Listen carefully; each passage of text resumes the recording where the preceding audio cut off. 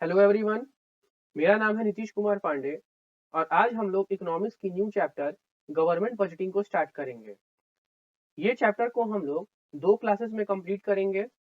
इस क्लास को स्टार्ट करने से पहले मैं आप सभी लोगों को रिक्वेस्ट करता हूँ कि आप लोग इकोनॉमिक्स की जितनी भी लेक्चर्स अभी तक पढ़ाई गई हैं उन सभी लेक्चर्स को भी आप देख लें, ताकि आप लोग का भी इकोनॉमिक्स का सिलेबस मेरे साथ ही साथ कंप्लीट होते चला जाएगा। इस क्लास को स्टार्ट करने से पहले आई रिक्वेस्ट एवरीवन कि आप इस चैनल को सब्सक्राइब एंड वीडियो को लाइक एंड कमेंट करें। और आप इस चैनल पे दूसरे सब्जेक्ट्स के प्लेलिस्ट को भी देख सकते हैं, जो कि यूपीएससी सिलेबस के अकॉर्डिंगली डिजाइन किए गए हैं। ये सारे वीडियोस पेड कोर्सेज के पार्ट हैं, लेकिन आपका रिस्पांस अच्छा रहा तो ये आपको यूट्यूब पे ही मिल जाएंगे। जो भी सीरियस यूपीएससी एस्पिरेंट्स हैं वो वाइट सर को कांटेक्ट कर सकते हैं ऑन व्हाट्सएप 7200681675 टेस्ट सीरीज और फाउंडेशनल वीडियोस के लिए। तो चलिए शुरू करते हैं आज का क्लास, गवर्नमेंट बजटिंग पार्ट 1। तो ये है हम लोग का टेबल ऑफ कंटेंट। इसमें हम लोगों ने मतलब क्या कहते हैं, इंट्रोडक्शन से स्टार्ट किया है। प्राइवेट और पब्लिक गुड्स क्या होता है उसके बारे में थोड़ा देखेंगे, फिजिकल पॉलिसी के बारे में जानेंगे, गवर्नमेंट का रोल रिसेशन और इन्फ्लेशन के टाइम में क्या होता है, बजट का बेसिक केवल एक इंट्रोडक्शन देखेंगे, बाकी पूरा कंप्लीट डिटेल बजट हम लोग नेक्स्ट क्लास में समझेंगे। और टॉपिक ऑफ द डे जो कि मेंस के लिए बहुत ज्यादा इंपॉर्टेंट है। तो हम लोग पहले इंट्रोडक्शन से स्टार्ट करते हैं। इंडिया जो है वो बेसिकली एक इकोनॉमिक मॉडल को उन्होंने फॉलो किया था। वो इकोनॉमिक मॉडल जो था वो बेसिकली आपका कैपिटलिज्म, फ्री मार्केट कैपिटलिज्म और सोशलिज्म दोनों के फीचर को एम्ब्रेस करता है। पॉलिसी मेकर्स ने इस मॉडल को मिक्स्ड इकोनॉमी कहा। ये मॉडल को अडॉप्ट करने के लिए रीजन बेसिकली ये था कि हम लोग के पीपल को स्टैंडर्ड्स ऑफ लिविंग जो है उसको रेज करना था, और जो भी इनकम इनइक्वालिटी था उसको रिड्यूस करना था। इंडिया ने इस इकोनॉमिक मॉडल को एम्ब्रेस किया, जो कि बेसिकली एक खुद में ही एक यूनिक फीचर है, क्योंकि इसमें फ्री मार्केट कैपिटलिज्म उसके साथ साथ स्टेट का भी इंटरवेंशन है एसेंशियल सेक्टर्स में। एक बार मैं फिर से बता रहा हूँ, ध्यान रखिएगा, बेसिक है। इंडिया ने एक इकोनॉमिक मॉडल को फॉलो किया जो बेसिकली आपका फ्री मार्केट कैपिटलिज्म और सोशलिज्म दोनों के फीचर्स को कंबाइन करता है। पॉलिसी मेकर्स ने इसको मिक्स्ड इकोनॉमी बोला। और ये मॉडल को अडॉप्ट करने का पीछे का कारण ये था कि हम लोगों को पीपल का स्टैंडर्ड जो भी था, मतलब स्टैंडर्ड ऑफ लिविंग था, उसको रेज करना था और इनकम इनइक्वालिटी को रिड्यूस करना था। तो ये आपका बेसिक इंट्रोडक्शन है चैप्टर का। नेक्स्ट हम लोग देखेंगे स्टेप्स फॉर रैपिड ग्रोथ, मतलब कि रैपिड ग्रोथ के लिए क्या क्या हम लोग स्टेप्स ले सकते हैं। तो सबसे पहला है आपका रिसर्च एंड डेवलपमेंट को हम लोग प्रमोट कर सकते हैं। दूसरा, हम लोग हेल्थ और एजुकेशन सेक्टर को सपोर्ट कर सकते हैं। और तीसरा, हम लोग ग्लोबलाइजेशन को बढ़ावा दे सकते हैं। ग्लोबलाइजेशन के बारे में मतलब हम लोग ने बताया था कि वर्ल्ड जो है एक तरह से फैमिली है, और हम लोग हर एक कंट्री दूसरे कंट्री के साथ कनेक्टेड है इन टर्म्स ऑफ ट्रेड हम लोग बोल सकते हैं, या टूरिज्म बोल सकते हैं, और बहुत सारे अन्य और एस्पेक्ट है। तो अगर हम लोग इन सभी चीजों को बढ़ावा देते हैं तो हम लोग ऐसा कह सकते हैं कि हम लोग रैपिड ग्रोथ की पाथ पर हैं। नेक्स्ट है आपका रोल ऑफ गवर्नमेंट, मतलब कि गवर्नमेंट का क्या रोल होता है। एक तो पहला हो गया आपका इकोनॉमिक ग्रोथ प्रमोट करना, क्योंकि इकोनॉमिक ग्रोथ अगर प्रमोट होगा तब एक तरह से हम लोग समझ सकते हैं कि एम्प्लॉयमेंट है, लोगों के हाथों में पैसा है, और बहुत सारे अन्य दूसरे एस्पेक्ट है। दूसरा है आपका जो भी इनकम है उसका एक फेयर डिस्ट्रीब्यूशन करना, ये भी आपका गवर्नमेंट के रोल में आता है। थर्ड है एग्लिटेरियन सोसाइटी प्रमोट करना। और लास्ट है आपका इंस्टीट्यूशंस को स्ट्रेंथन करना, क्योंकि अगर इंस्टीट्यूट स्ट्रेंथन होंगे तभी हमारे सोसाइटी में इकोनॉमी जो मतलब इकोनॉमिक ग्रोथ होने का चांसेस बहुत ज्यादा बढ़ जाता है। नेक्स्ट है functions of government of India. तो ये कुछ कुछ बेसिक चीजें हैं जो हम लोग मेन चैप्टर को स्टार्ट करने से पहले थोड़ा देख लेते हैं कि क्या क्या है। तो बेसिकली गवर्नमेंट का फंक्शन होता है कि पब्लिक गुड्स को एलोकेट करे। पब्लिक गुड्स आपका नॉन राइवल और नॉन एक्सक्लूडेबल नेचर में होता है, मतलब कि अगर एक रिसोर्सेज है, अगर उस रिसोर्सेज को कुछ लोग यूज कर रहे हैं तो इसका मतलब बाकी के जो भी और लोग बच रहे हैं वो भी उस रिसोर्सेज को इक्वली यूज कर सकते हैं। तो इसीलिए वो नॉन राइवल है और नॉन एक्सक्लूडेबल है। जो भी इनकम डिस्ट्रीब्यूशन होगा वो आपका फेयर मैनर में होगा, ये गवर्नमेंट इंश्योर कराती है। और जो भी टैक्स गवर्नमेंट कलेक्ट करता है उसके थ्रू पेमेंट्स होता है, और डिफरेंट डिफरेंट इकोनॉमिक ग्रोथ के लिए गवर्नमेंट फंक्शन परफॉर्म करता है। इन स्टेबिलिटी के पीरियड में स्टेबलाइजेशन को इंश्योर करना ये भी गवर्नमेंट का फंक्शन होता है। अब यहाँ से हम लोग मेन टॉपिक स्टार्ट करेंगे। सबसे पहला है आपका प्राइवेट वर्सेस पब्लिक गुड। तो प्राइवेट गुड बेसिकली आपका राइवल और एक्सक्लूडेबल नेचर का होता है। मतलब कि अगर सपोज रिसोर्स है, कुछ रिसोर्स है, अगर उस रिसोर्स को अगर कुछ लोग यूज कर रहे हैं तो इसका मतलब ये जरूरी नहीं है कि जितने लोग और बच जा रहे हैं वो भी उस रिसोर्सेज को यूज कर पाए। तो ये होता है बेसिकली प्राइवेट गुड्स। लेकिन पब्लिक गुड्स में जस्ट इसका अपोजिट होता है, सभी लोगों को एक फेयर चांस मिलता है, सभी लोगों को इक्वली प्रमोट किया जाता है कि आप लोग रिसोर्सेज अच्छे से एक्सेसिबल कर सकते हैं। तो इसीलिए पब्लिक गुड्स जो होता है वो आपका नॉन राइवल और नॉन एक्सक्लूडेबल नेचर का होता है। प्राइवेट गुड की ओर देखते हैं तो प्राइवेट गुड का जो मार्केट होता है वो एग्जिस्ट होता है, लेकिन पब्लिक गुड का जो मार्केट है वो एग्जिस्ट नहीं करता है। Property rights of private good जो होता है वो वेल डिटरमिन्ड होता है, लेकिन प्रॉपर्टी राइट्स जो पब्लिक गुड का होता है वो डिटरमिन्ड नहीं होता है। फ्री राइडरशिप हम लोग को प्राइवेट गुड्स में नहीं दिखता है, लेकिन पब्लिक गुड्स में हम लोग को फ्री राइडरशिप का पॉसिबिलिटी होता है। नेक्स्ट थोड़ा हम लोग प्राइवेट गुड्स एग्जांपल के थ्रू देख ले। प्राइवेट जिम आपका हो गया, ये प्राइवेट गुड्स में आता है। रेस्टोरेंट्स एंड होटल्स जो होते हैं प्राइवेटली ओन्ड, वो आपका प्राइवेट गुड्स में आ जाता है। टिकट्स जो हम लोग इवेंट्स के लिए लेते हैं वो भी आपका प्राइवेट गुड्स में आ जाता है। और बहुत सारे अन्य दूसरे एग्जाम्पल हैं जो कि हम लोग यहाँ पे पुट कर सकते हैं। नेक्स्ट है आपका पब्लिक गुड्स। तो पब्लिक गुड्स में बेसिकली पब्लिक टॉयलेट आपका हो गया, डिफेंस हो गया, वैक्सीन हो गया, ये सब आपका पब्लिक गुड्स है। नेक्स्ट टॉपिक है आपका फिस्कल पॉलिसी। इसको थोड़ा हम लोग बेसिक से देखेंगे क्या क्या होता है। तो अगर गवर्नमेंट सपोज कि बिजनेस नहीं परफॉर्म करता है, तो गवर्नमेंट अगर बिजनेस नहीं परफॉर्म करेगा तो गवर्नमेंट पैसा अर्न नहीं कर पाएगा स्पेंड करने के लिए। इसका मतलब क्या है समझिए थोड़ा ध्यान से। गवर्नमेंट क्या करता है कि कुछ टास्क परफॉर्म करता है, कुछ बिजनेस परफॉर्म करता है ताकि वो कुछ पैसा रेज कर पाए, कुछ मनी रेज कर पाए, ताकि वो अपने रिक्वायरमेंट्स और प्रायोरिटीज को मीट कर पाए। तो जो भी रिक्वायरमेंट्स होता है, जो भी प्रायोरिटीज होता है, उस चीज को मीट करने के लिए पैसा चाहिए ताकि गवर्नमेंट स्पेंड कर सके। तो इसीलिए गवर्नमेंट कुछ एक्टिविटी या गवर्नमेंट कुछ बिजनेस परफॉर्म करता है। अब यहाँ पे सवाल आता है कि रिक्वायरमेंट या प्रायोरिटीज क्या हो सकता है। तो सब नॉर्मल एग्जांपल है, गवर्नमेंट कोई स्कीम लेके आ रही है तो वो स्कीम को क्या कहते हैं इम्प्लीमेंट करने के लिए पैसा चाहिए गवर्नमेंट को। गवर्नमेंट जो भी पैसा रेज कर रहा है वो बेसिकली मतलब आपका टैक्सेस के थ्रू होता है, और जो स्पेंडिंग कर रहा है उसको हम लोग पब्लिक एक्सपेंडिचर कहते हैं।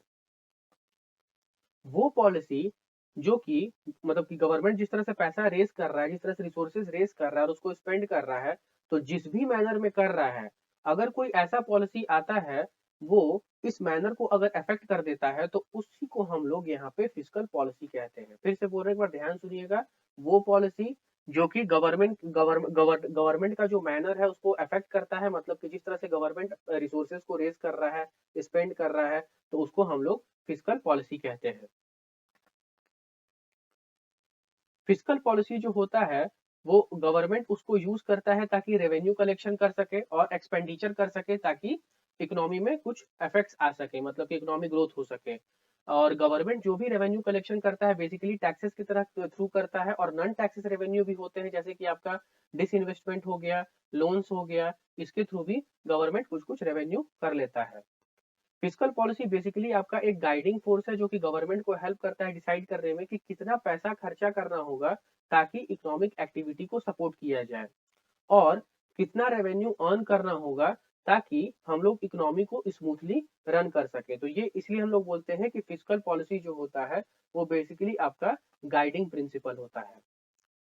फिस्कल पॉलिसी की मदद से गवर्नमेंट जो होता है जो भी फ्लो ऑफ टैक्स रेवेन्यू या पब्लिक एक्सपेंडिचर है उसको कंट्रोल करता है, और साथ ही साथ फिस्कल पॉलिसी और अगर मॉनेटरी पॉलिसी एक साथ आ जाता है तो ये एक क्रूशियल रोल प्ले करता है आपके कंट्री के इकोनॉमी को मैनेज करने में। एक बार फिर से बोल रहे हैं, ध्यान सुनिएगा। फिस्कल पॉलिसी के थ्रू गवर्नमेंट क्या करता है, फ्लो ऑफ टैक्स रेवेन्यू और पब्लिक एक्सपेंडिचर को कंट्रोल करता है, और फिस्कल पॉलिसी और मॉनेटरी पॉलिसी दोनों एक साथ एक क्रूशियल रोल प्ले करता है ताकि कंट्री के इकोनॉमी को मैनेज कर सके। नेक्स्ट हम लोग फिस्कल पॉलिसी का टाइप्स, ऑब्जेक्टिव्स और थोड़ा टूल को देख लेते हैं। तो फिस्कल पॉलिसी बेसिकली आपका दो प्रकार का होता है, एक्सपेंशनरी फिस्कल पॉलिसी और कॉन्ट्रैक्शनरी फिस्कल पॉलिसी। तो सबसे पहले हम लोग एक्सपेंशनरी फिस्कल पॉलिसी को देखते हैं। तो एक्सपेंशनरी फिस्कल पॉलिसी में बेसिकली होता क्या है कि गवर्नमेंट जो है वो अपना स्पेंडिंग को इंक्रीज कर देता है और टैक्स यहाँ पे रिड्यूस हो जाता है। अब इसको थोड़ा हम लोग लॉजिकली समझते हैं। गवर्नमेंट जब स्पेंडिंग अपना इंक्रीज करेगा तो इसका मतलब ये है कि मार्केट में पैसा इंजेक्ट हो रहा है। मार्केट में अगर पैसा इंजेक्ट होता है तो इसका मतलब लोगों के हाथों में पैसा आएगा। लोगों के हाथों में पैसा आएगा तो इसका मतलब डिमांड ऑफ प्रोडक्ट इंक्रीज करेगा और इकोनॉमिक ग्रो होगा। सिमिलरली अब हम लोग टैक्स के लिए देखेंगे। तो अगर हम लोग इनकम टैक्स का एग्जांपल लेकर देखते हैं, अगर हम लोग इनकम टैक्स को रिड्यूस कर देते हैं, सपोज कीजिए कि पहले आपका 10% था, अब वो 5% पे आ चुका है।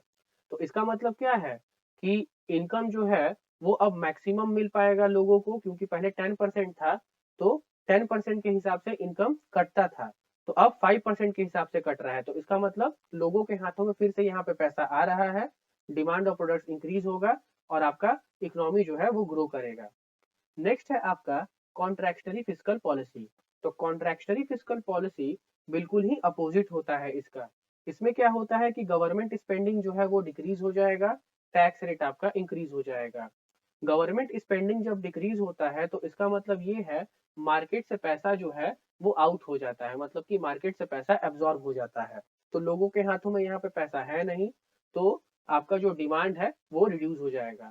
Similarly in case of tax, tax अगर बढ़ाया जा रहा है, सपोज पहले था आपका इनकम टैक्स 10%, अब उसको 15% कर दिया गया है, तो इसका मतलब ये है मैक्सिमम इनकम अब एक्सेस नहीं कर सकते हैं लोग।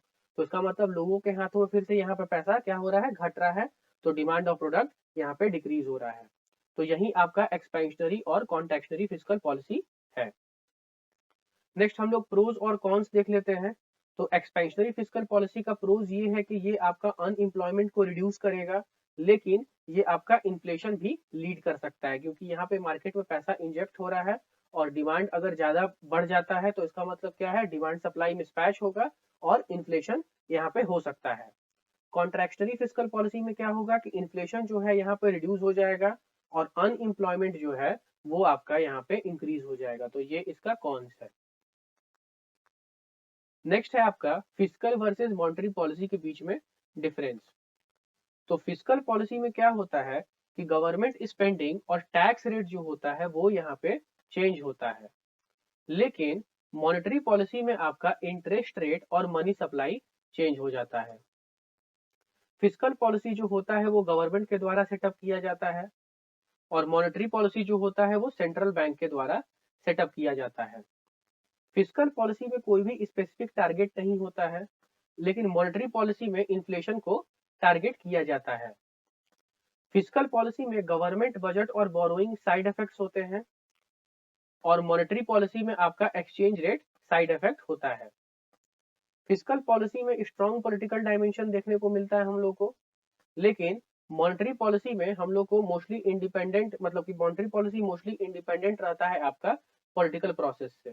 तो ये आपका बेसिक डिफरेंस है फिस्कल और मॉनेटरी पॉलिसी के बीच में। नेक्स्ट है आपका गवर्नमेंट रोल इन रिसेशन। तो रिसेशन के समय में क्या होता है कि गवर्नमेंट जो होता है वो स्पेंडिंग इंक्रीज कर देता है। रिसेशन मतलब कि मंदी। तो मार्केट में पैसा है नहीं, मार्केट में पैसा नहीं है तो क्या करेंगे, मार्केट में पैसा इंजेक्ट करेंगे, तो गवर्नमेंट इसीलिए क्या करेगा, यहाँ पे स्पेंडिंग इंक्रीज कर देता है। तो जब भी गवर्नमेंट स्पेंडिंग इंक्रीज करेगा इसका मतलब लोगों के हाथों में पैसा आएगा, मतलब कि लोग का जो परचेजिंग पावर है वो इंक्रीज हो जाएगा। प्रोडक्ट मतलब जितना भी प्रोडक्ट का जो डिमांड है वो इंक्रीज होगा। मनी जो है वो सिस्टम में इंजेक्ट हो रहा है, तो यहाँ पे क्या होगा, फिर आपका इकोनॉमी ग्रो करेगा। तो गवर्नमेंट का ये रोल होता है आपका रिसेशन मतलब कि मंदी के समय में। नेक्स्ट है आपका गवर्नमेंट का रोल इन्फ्लेशन के टाइम में। तो इन्फ्लेशन के टाइम में क्या होता है बेसिकली कि मार्केट में पैसा इंजेक्टेड रहता है, तो इसीलिए गवर्नमेंट क्या करती है कि टाइट फिस्कल पॉलिसी को अपनाती है, मतलब कि कॉन्ट्रैक्शनरी फिस्कल पॉलिसी। तो जिसका मतलब क्या है कि पब्लिक इन्वेस्टमेंट जो है वो यहाँ पे डिक्रीज हो जाएगा। तो अगर पब्लिक इन्वेस्टमेंट अगर डिक्रीज होता है तो इसका मतलब लोगों के हाथों से पैसा क्या होगा, एब्जॉर्ब हो जाएगा, मार्केट से पैसा आउट हो जाएगा। तो एग्रीगेट डिमांड जो है वो आपका डिक्रीज हो जाएगा। एग्रीगेट डिमांड डिक्रीज हो रहा है इसका मतलब इनकम डिक्रीज हो रहा है, तो इसका मतलब लिक्विडिटी मतलब कि कैश जो है वो आपका मार्केट से बाहर निकल रहा है। तो इस प्रकार आपका गवर्नमेंट जो है वो इन्फ्लेशन को कंट्रोल करता है। नेक्स्ट है आपका ऑब्जेक्टिव्स ऑफ फिस्कल पॉलिसी। तो इसको हम लोग एक एक लाइन में देख लेंगे क्या होता है। बेसिकली ये सबसे पहला आपका इकोनॉमी को बूस्ट करने के लिए किया जाता है, दूसरा एम्प्लॉयमेंट जनरेट करने के लिए किया जाता है, और तीसरा रिसोर्सेज को मोबिलाइज करने के लिए आपका फिस्कल पॉलिसी लाया जाता है। नेक्स्ट है सेविंग रेट को इंक्रीज करता है, इनकम इनइक्वालिटीज को कम करता है, और कैपिटल फॉर्मेशन में भी हेल्प करता है। तो ये आपका 6 ऑब्जेक्टिव होता है, मतलब कि बेसिक है फिस्कल पॉलिसी का। नेक्स्ट टॉपिक है बजट।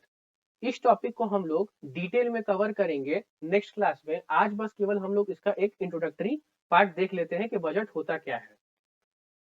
भारतीय संविधान के हिसाब से आर्टिकल 112 में यूनियन बजट को एनुअल फाइनेंशियल बजट के नाम से रखा गया है। ये बेसिकली वो स्टेटमेंट होता है जो कि एस्टिमेटेड रिसिप्ट और expenditure of government of India आपका बताता है। इसके साथ ही साथ बजट जो है और बहुत सारा फीचर्स भी कंटेन करता है, जैसे कि ये आपका रेवेन्यू और कैपिटल रिसिप्ट पे क्या एस्टिमेट्स है वो बताएगा, आपका WMA बताएगा ताकि रेवेन्यू को रेज किया जा सके। WMA मतलब वे एंड मीन्स एडवांस।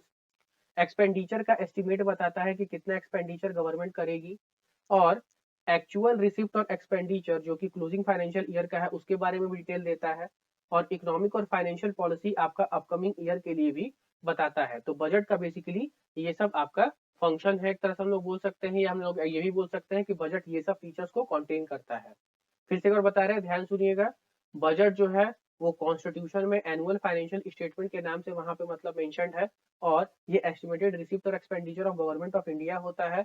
और ये बहुत दूसरे प्रकार का भी फीचर्स को कंटेन करता है, जैसे कि रेवेन्यू कैपिटल रिसिप्ट का एस्टिमेट बताएगा, WMA बताएगा ताकि रेवेन्यू को रेज किया जाए, कितना एक्सपेंडिचर होगा उसको एस्टिमेट करने में हेल्प करता है, एक्चुअल रिसिप्ट और एक्सपेंडिचर जो भी फाइनेंशियल ईयर का हुआ है वो आपका डिटेल उस पर देगा, और इकोनॉमिक और फाइनेंशियल पॉलिसी जो भी अपकमिंग ईयर के लिए है वो भी आपका ये बताता है। नेक्स्ट है आपका टॉपिक ऑफ द डे। तो मैंने बताया था कि ये जो हम लोग टॉपिक ऑफ द डे यहाँ मतलब हर एक क्लास में डिस्कस करते हैं वो आपका मेंस पर्सपेक्टिव से बहुत ही ज़्यादा इंपॉर्टेंट है। तो आज का टॉपिक है डिजिटल पेमेंट इकोसिस्टम। तो हम लोग को पता है कि डिजिटल पेमेंट जो हम लोग करते हैं वो हम लोग बहुत सारे डिफरेंट डिफरेंट मोड्स से करते हैं, जैसे कि NEFT हो गया, RTGS हो गया, IMPS हो गया, डिजिटल और क्रेडिट कार्ड सिस्टम हो गया, UPI हो गया। तो ये सब के हेल्प से हम लोग डिजिटल पेमेंट करते हैं। ये जितने भी मोड्स यहाँ पे मेंशन है मैं एक सेपरेट वीडियो बनाऊंगा इन पे, जिसमें मैं क्लियर पूरा डिस्कस करूंगा डिटेल में कि ये सब एक्चुअली है क्या। तो आज बस केवल बेसिकली हम लोग ये टॉपिक को थोड़ा देख ले कि है मतलब इसके बारे में क्या क्या हम लोग को पढ़ना है। Reserve bank of India digital payment security control direction 2021 को पब्लिश किया गया है ताकि इंडियन डिजिटल पेमेंट इंफ्रास्ट्रक्चर को स्ट्रेंथन किया जा सके। ये जो डायरेक्शन है ये बेसिकली इशू हुआ है ताकि हमारा जो गवर्नेंस स्ट्रक्चर है उसको रोबस्ट बनाया जाए, और जितना भी कॉमन मिनिमम स्टैंडर्ड्स है मतलब सिक्योरिटी का, ताकि डिजिटल पेमेंट करने के दौरान जितना भी सिक्योरिटी हम लोग को वहाँ पे लेना है, जितना भी सिक्योर हम लोग, क्योंकि गवर्नमेंट चाहती है कि जो भी डिजिटल पेमेंट हो वो बहुत ही सिक्योर वे में हो। तो उस चीज को उसके स्टैंडर्ड्स को प्रमोट करने के लिए, उसके स्टैंडर्ड्स को इम्प्लीमेंट करने के लिए ये डायरेक्शन को इशू किया गया है। ये जो है आपका एप्लीकेबल है रेगुलेटेड एंटिटीज के लिए, जैसे कि शेड्यूल कमर्शियल बैंक हो गया, स्मॉल फाइनेंस बैंक हो गया, पेमेंट बैंक हो गया, क्रेडिट कार्ड इशूइंग NBFC हो गया। तो ये सभी जितने भी एंटिटीज हैं ये एप्लीकेबल हैं आपका इन डायरेक्शंस के लिए। हम लोग फिर डिजिटल पेमेंट का एडवांटेजेस थोड़ा देख लेते हैं। तो कैशलेस इकोनॉमी पहले प्रमोट करता है, मतलब कि हम लोग को कैश सब जगह ले जाने की जरूरत नहीं है, हम लोग मोबाइल के थ्रू ही पेमेंट हम लोग कर सकते हैं सभी जगह जाके, तो उसको हम लोग कैशलेस इकोनॉमी कहते हैं। दूसरा है आपका फाइनेंशियल इंक्लूजन को प्रमोट करता है। तो हम जानते हैं कि गवर्नमेंट का जो है ये कई सालों से एक प्रॉब्लम चलते आ रहा है फाइनेंशियल इंक्लूजन का, कि मतलब गवर्नमेंट जो है वो फाइनेंशियल सर्विसेज रिमोट एरियाज में नहीं प्रोवाइड कर पा रही है। तो डिजिटल पेमेंट के हेल्प से फाइनेंशियल इंक्लूजन गवर्नमेंट अब प्रमोट कर पाएगी रिमोट एरियाज में। उसके बाद इंसेंटिव्स एंड कैशबैक ऑफर। तो हम लोग बेसिकली देखे हैं कि जब भी हम लोग गूगल पे या पेटीएम से हम लोग पेमेंट करते हैं तो कुछ कैशबैक हम लोग को मिलता है। तो ये पॉइंट उसी के बारे में यहाँ पे बता रहा है। और लास्ट है आपका सिक्योर ट्रांजेक्शन। तो जो भी हम लोग का ट्रांजेक्शन है वो बिल्कुल ही सिक्योर है। तो ये सब कुछ कुछ एडवांटेजेस है आपका डिजिटल पेमेंट का। तो हम लोग जानते हैं कि अगर किसी भी चीज का अगर एडवांटेजेस है तो जाहिर सा बात है उसका डिसएडवांटेजेस भी होगा।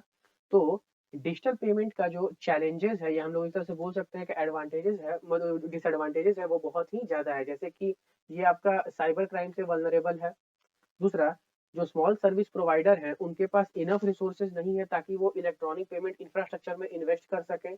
और एनएसएसओ का रिपोर्ट भी आया है जिसके डेटा के तहत 4.4% रूरल हाउस होल्ड और 23.4% अर्बन हाउस होल्ड ही सिर्फ कंप्यूटर ओन करते हैं, बाकी के लोग ओन नहीं कर पा रहे हैं। और उसमें से 42% जो है, मतलब कि जिनके पास कंप्यूटर है, उसमें से 42% अर्बन हाउस होल्ड और 14.9% रूरल हाउस होल्ड के पास कंप्यूटर इंटरनेट कनेक्शन के साथ है। तो हम लोग यहाँ पे देख सकते हैं कि कितना कम लोग इस फैसिलिटी को एक्सेस कर पा रहे हैं। तो डिजिटल पेमेंट को प्रमोट करने के लिए गवर्नमेंट ने बहुत सारा इनिशिएटिव्स लिया है, लेकिन हम लोग यहाँ पे सिर्फ 2 इनिशिएटिव्स को डिस्कस करेंगे। बाकी मैं चाहूँगा कि आप लोग रिसर्च करें, तो आप लोग क्या कहते हैं, मेंस में अगर आएगा तो वहाँ पे आप लिख पाएँगे। तो यहाँ पे सिर्फ हम लोग 2 डिस्कस करेंगे। एक पहला है आपका payment and settlement system act 2007। तो बेसिकली ये आपका जो भी पेमेंट सिस्टम हमारे भारत में है, उसको रेगुलेट और सुपरवाइज करने के लिए इनैक्ट किया गया था। और नेक्स्ट है आपका ई रूपी। तो ई रूपी अभी आपका रिसेंट इनिशिएटिव है, जो कि बेसिकली आपका electronic voucher based digital payment है।